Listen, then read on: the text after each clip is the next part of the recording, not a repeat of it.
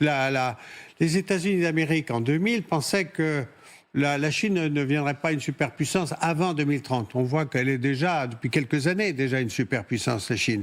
Donc les réflexions menées par les meilleurs groupes les think tanks américains de cette période se sont trompés, que la Chine monte beaucoup plus vite que prévu et donc il faut la ralentir. Comment la ralentir ? Eh bien on la touche pour ralentir son économie, parce qu'à ce moment-là, ça fait moins fonctionner les arsenaux, moins de capacité disponible pour la Chine de se développer.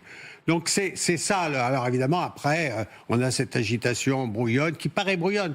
Mais en fait, vous allez voir que, malheureusement, parce qu'on va en être victime, vous allez avoir un certain nombre de rééquilibrages qui vont se faire au détriment du soutien. D'ailleurs, ça a été annoncé hier, du soutien américain aux Europes par des transferts de force. On en reviendra juste après, effectivement. Par des vrais transferts de force. Il faut s'y attendre. Ça va peut-être pas dans les mois qui viennent, mais dans l'année ou les 2 années qui viennent, certainement.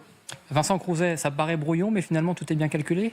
Vous êtes d'accord avec ça ? Je sais pas, je trouve que Trump est pas très malin parce que là, il se jette sur le premier chiffon rouge, ou plutôt le premier drapeau rouge qui est agité par Mark Carney de manière très intelligente, qui finalement emploie une très vieille méthode. Les ennemis de mes ennemis sont mes amis. Et je suis pas certain d'ailleurs que l'accord canado-chinois aille très très loin en fait. Je pense que c'est une vraie provocation dans laquelle Trump a sauté.